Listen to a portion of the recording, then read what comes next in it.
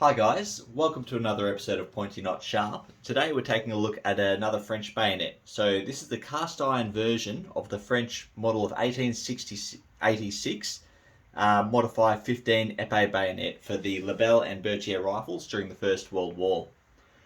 So this was, the model 1886 was primarily initially designed for the Lebel, but then during the First World War when they started bringing in large numbers of Berthiers.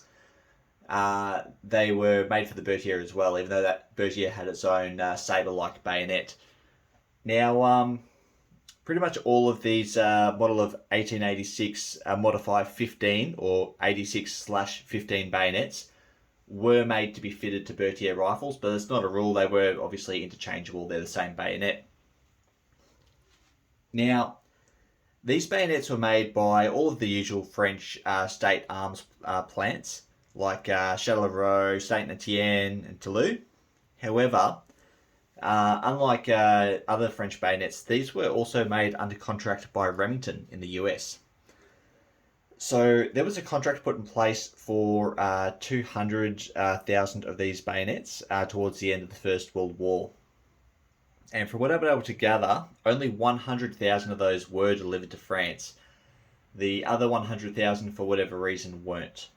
And the ones that stayed in the US were bought by the US government and put into storage. And you can spot one of those because they're completely unmarked. So the Remington manufactured bayonets that were delivered to France were marked on delivery to France. And if you come across one of these with zero markings at all, you've got one of the Remington ones that was retained by the US government, and they held those until 1959 until they were sold. You can spot them because A, they won't have any markings, and B, they have a slightly different profile on the handle, and the handle's usually made of a different material. Now, I haven't seen any examples, so I can't tell you exactly what it looks like, but apparently it does look a bit distinct. So the French ones are pretty easy to spot. You have your German silver, you have your brass, and you have your cast iron. So anything other than those three, it's probably one of the Remington contracts. Anyway, back to today's topic, which is this French manufactured bayonet. So we'll jump into a little bit of history as to why this modification was made. So I've already got a previous video on the model 1886 épée bayonet and the 86/93 Modify épée bayonet. That's a combined video. If you want the information on the background of this bayonet, I suggest clicking over and watching that video. I'm going to skip over it here and pretty much take off from the start of the First World War and the introduction of this modification being the modification of 1915. So, in December 1914, we're well within World War One. France has lost a lot of rifles and bayonets, and to make up for this, they made an order of 90,000 more to keep up with the production request. The Arsenal director of Châtellerault, who was Lieutenant Colonel Jacquot, I believe that's how it's pronounced, probably wrong. He requested to make a number of concessions on manufacturing to make things easier to make, speed up production essentially, decrease the cost in manpower and time on tools. So he made a number of recommendations, and those recommendations were accepted. And in, when was it? January of 1915, this pattern here was formally accepted, being the 86/15 or the model 1886 épée bayonet Modify 15. So the changes that were made, I've got a 86/93 here. Move you out the way. So straight off the bat, there's one very, very obvious difference.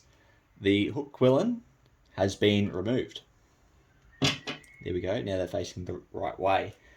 As per pretty much every country that removed hook quillens, it was done because they're cumbersome, get in the way, and don't offer too much of an advantage practically. So they were not even manufactured. There's a bit of conjecture that they were just cut off, but as you can see, that is very cleanly machined. So yeah, they were made in factory like that. The second change was the push button here.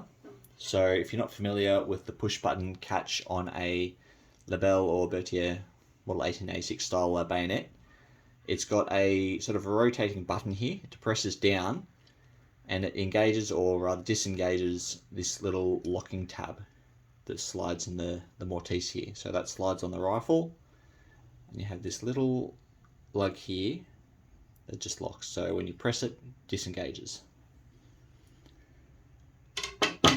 As you can see on the earlier style, we have a much rounder button, whether on the 86/15, that's much simpler, much easier to produce. And honestly, you don't get any advantage with the previous system, so there's no point having a really convoluted or difficult to manufacture button. What else was changed? So the construction of the handle, as you can see here, is quite different. In the start of the First World War, what they call German silver, which is what we have here, it's actually a nickel alloy, was in short demand and needed elsewhere. So while they still had a little bit in supply, and they did make a couple of these pattern bayonets with this handle, they moved primarily over to brass. Brass was much more readily available at the time. That is, yeah, they're the major differences essentially for the overall pattern.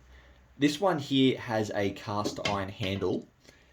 Now there's a good reason for that, and this is actually quite an interesting one. So in April 1917, there were some trials into different handle construction for these bayonets. And the reason for that was brass was also in short demand. There's quite a demand for it. A short supply, sorry. There was quite a demand for it. There wasn't much of it getting around. So there were two trials made. The first was a brass handle with a wooden insert. And the second was a cast iron handle. Now, it was deemed that cast iron would be appropriate. They didn't need steel because it doesn't need to be that strong. But in July of 1917, the cast iron was formally accepted. And that's what we have here. So I'll move this one out of the way.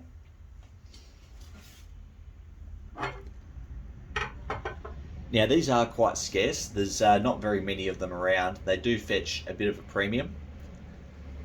I've only seen 2 or 3 sell in the last couple of years, and I'm quite lucky to get my hands on this one today. The collector's been, who owns this one, has been quite generous to let me have a look. So we'll jump into the construction. As I said, it's pretty much the same as the other epee style bayonets for the Lebel. You've just got your really, really long cruciform blade. Really deep, rich blue on this. This is absolutely gorgeous. It's obviously got a bit of wear in between the blades here from coming in and out of the scabbard, but you can really see the colour of the blue there. It's kind of a plum. It's a really beautiful colour. I like it quite a lot. They're moving down to the cross guard. As you can see, that's been quite nicely manufactured. No hook there. I'll get into the markings in just a second. So as you can see, the push button, I've already demonstrated the catch. Got our muzzle ring. Let me turn this around for the camera. And we have our cast iron handle. It is a bit heavy, but it feels perfectly fine, honestly. And then the same as the 8693, we have the same rear of the pommel. Focus, please. There we go.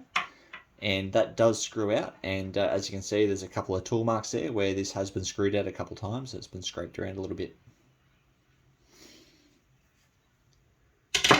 The scabbard is identical. Later scabbards do have a 3mm hole drilled into the bottom of the ball finale. From memory, I believe that means they were produced after 1916 or 1917. I can't remember the year, but I don't have a matching scabbard here. So while this bayonet would have been made after July 1917, this scabbard does not appear to be. So the numbers don't match. Now I'll jump into the markings very, very quickly. They're virtually identical to what you have on the prior version of this bayonet. The major difference is that, well, it's two major differences, three really. One, the serial number has been moved from the hook quillen onto this cleanly cut side here, where the hook quillen would usually be. The actual serial number itself is the same format. So if you're not familiar with the French serial number system, or the way it worked, generally they had the three manufacturers being Châtellerault, Saint-Étienne and Toulouse, and they were assigned different ranges for serial numbers. So a serial number that starts with a letter between A and E is manufactured at Châtellerault. A serial number starting with a letter, either one or two letters, between F to Q is Saint-Étienne, which is what we have here. This one starts with an F. And any serial number with a range from R to V is Toulouse. Now, you can get a couple other markings on there. So if you have an X serial number, that's a bayonet that was made for instructional purposes only. That being said, though, if the bayonet was manufactured by Remington, I have absolutely no idea what letter prefix there would be, if there would be one at all. I haven't come across one, and I don't have a clue. If you've got one, or you know what they look like, comment below, guys. I'd love to hear from you. Anyway, the other differences you'll find is the earlier versions have a lot of proof mark. Well, I call them proof markings. They're Arsenal Director and Factory Manager markings, and they'll be a circle with a letter or a shield with a letter, and you'll have two or three of them around the place. You'll have two at the base of the blade, maybe a couple going up the hook quillen, a whole range of them, and that lets you whittle down which factory and what time they were made, essentially, depending, because each Arsenal Director and Factory Manager has their own unique stamp, unique to them. And there are books out there that detail which stamp belonged to which inspector and what times they were in charge of what factory.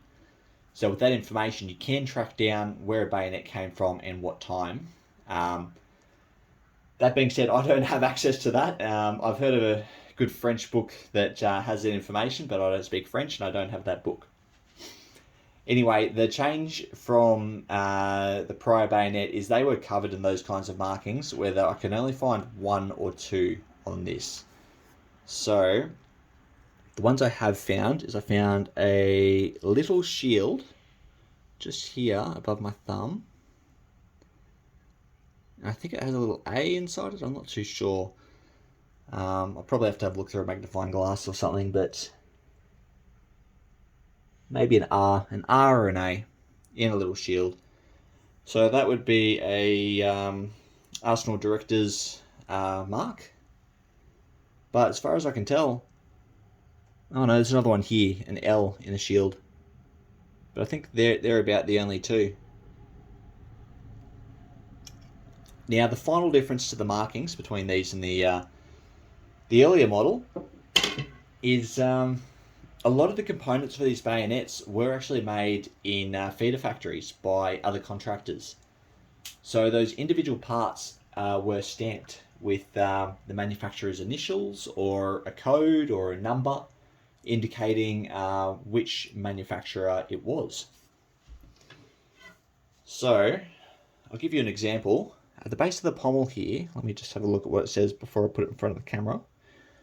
We have there's a very awkward angle with the length of the bayonet. We have a 27 and what looks like a M with a P over the top of it. So that would be a marking for the manufacturer of the handle. And then I believe I had another one here somewhere as well. Bear with me a moment. No, that might have been another bayonet. Oh no, it is this one. So I've got another marking just above my thumb here. This is a very awkward angle for the camera. I apologise for that.